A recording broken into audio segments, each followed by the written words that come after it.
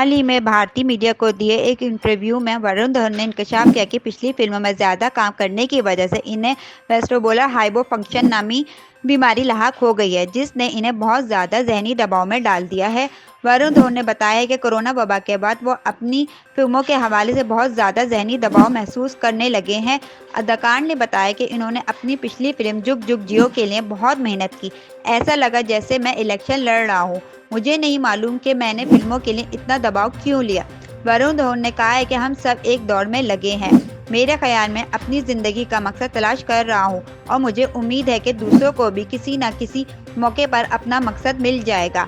अपनी हालिया ट्वीट में वरुण धवन ने महबूब की जानिब से मिलने वाले प्यार पर शुक्रिया अदा करते हुए इन्हें आगाह किया कि इनकी हर एक ज़िंदगी का कोई ना कोई मकसद होता है और यही वजह है कि हम मेहनत कर रहे हैं, तबीयत बेहतर है, जिस्मानी वर्जिश कर रहे हैं और मुख्तलिफ सरगर्मियों में हिस्सा ले रहे हैं, जिसकी वजह से अब सेहतयाबी हो रही है।